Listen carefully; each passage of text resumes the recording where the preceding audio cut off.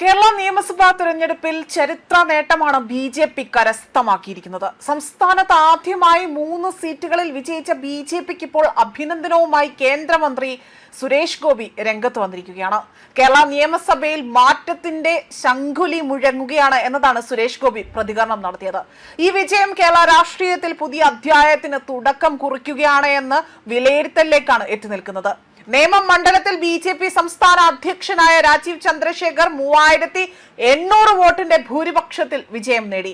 ചാത്തന്നൂരിൽ B Gopakumar ആകട്ടെ LDFന്റെ രാജേന്ദ്രനെ 4002 വോട്ടുകൾക്കാണ് പരാജയപ്പെടുത്തിയത്. അതേസമയം കഴക്കൂട്ടത്തേക്ക് വരികയാണെങ്കിൽ കടുത്ത പോരാട്ടത്തിനൊടുവിൽ മുരളീധരൻ 428 വോട്ടിന്റെ നേരിയ ഭൂരിപക്ഷത്തിൽ വിജയിച്ചു. ഈ വിജയം ബി.ജെ.പിക്ക് ഏറെ നിർണായകമായ ഒരു മാറ്റമായി തന്നെ കണക്കാക്കപ്പെടുകയാണ്. കേരളത്തിൽ ഇതുവരെ അവിടെ പരിമിത സാന്നിധ്യം ഉണ്ടായിരുന്ന ബി.ജെ.പിക്ക് ഇന്നാകട്ടെ 3 സീറ്റുകളിലെ വിജയം വലിയ രാഷ്ട്രീയ മാറ്റത്തിന്റെ ഒരു സൂചനയായി തന്നെ നമുക്ക് വിലയിരുത്താം. സംസ്ഥാന രാഷ്ട്രീയത്തിൽ പുതിയ സമവാക്യങ്ങൾ രൂപപ്പെടാൻ ഇത് വഴിയൊരുക്കുമെന്നതിൽ നിസ്സംശയം നമുക്കിവിടെ പറയാൻ സാധിക്കുന്നു എന്നതാണ് എടുത്തു പറയേണ്ട കാര്യം. അതേസമയം സുരേഷ് ഗോപിയുടെ പോസ്റ്റിന്റെ പൂർണ്ണ രൂപം ഒന്ന് നോക്കാം. അദ്ദേഹം പറഞ്ഞ കാര്യങ്ങൾ എന്താണ് എന്നത് അറിയേണ്ടതുണ്ട്. അദ്ദേഹത്തിന്റെ ഫേസ്ബുക്ക് പോസ്റ്റിന്റെ പൂർണ്ണ രൂപം ഇങ്ങനെയാണ്: കേരള നിയമസഭയിൽ മാറ്റത്തിന്റെ ശംഖുലി മുഴങ്ങുകയാണ്.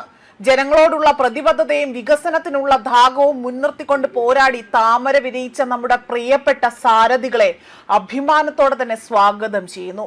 കഴക്കൂട്ടത്തിന്റെ മണ്ണിൽ ഐതിഹാസിക വിജയം നേടിയ മുരളീധരൻ, ചാത്തന്നൂരിൽ ജനവിശ്വാസം കാത്തുസൂക്ഷിച്ച ഗോപകുമാർ, നേമത്ത് കാവ്യപ്പടയുടെ കരുത്ത് വീണ്ടും തെളിയിച്ച രാജീവ് ചന്ദ്രശേഖർ. കേരള നിയമസഭയിൽ നിങ്ങൾ ഓരോരുത്തരും ലക്ഷക്കണക്കിന് ജനങ്ങളുടെ ശബ്ദമായി മാറുമെന്ന് എനിക്ക് പൂർണ്ണ വിശ്വാസമുണ്ട്. നമ്മൾ നൽകിയ ഉറപ്പുകൾ പാലിക്കാനും അഴിമതിയില്ലാത്ത വികസനം അവിടെ കൊണ്ടുവരാൻ വികസന മുരളി ഇവിടെ മുഴക്കുവാനുള്ള സമയമാണിത്. ഒരുമിച്ച് നമുക്ക് നമ്മുടെ പുതിയ കേരളത്തിനായി തന്നെ മുന്നേറാം. വിജയശ്രീ ലാളിതരായ എല്ലാ പ്രിയ സഹോദരങ്ങൾക്കും എൻ്റെ സ്നേഹാദരങ്ങൾ. ഇതായിരുന്നു അദ്ദേഹത്തിന്റെ പോസ്റ്റിന്റെ പൂർണ്ണ രൂപം. അതേസമയം ഇവിടെ സ്ഥാനാർത്ഥി കൂടിയായിരുന്ന ശോഭാ സുരേന്ദ്രൻ പങ്കുവച്ച പോസ്റ്റിൽ പറയുന്നത്, ഈ കുരുക്ഷേത്ര യുദ്ധത്തിൽ വിജയിച്ച സഹോദരങ്ങൾക്ക് ഇവിടെ അഭിനന്ദനങ്ങൾ നേരുന്നു എന്നതായിരുന്നു 3 പേരുടെയും ചിത്രങ്ങൾ പങ്കുവെച്ചുകൊണ്ട് ശോഭാ സുരേന്ദ്രൻ കുറിച്ചത്. അതോടൊപ്പം തന്നെ മത്സര രംഗത്തുണ്ടായിരുന്ന അനൂപ് ആന്റണി പോലും വ്യക്തമായി തന്നെ ഒരു പോസ്റ്റ് ഇവിടെ നൽകിയിരിക്കുകയാണ്. അദ്ദേഹം ശരിക്കും തിരുവല്ലയിലെ ജനങ്ങൾക്ക് നന്ദി അറിയിച്ചുകൊണ്ടാണ് ഈ പോസ്റ്റ് പങ്കുവച്ചിരിക്കുന്നത്.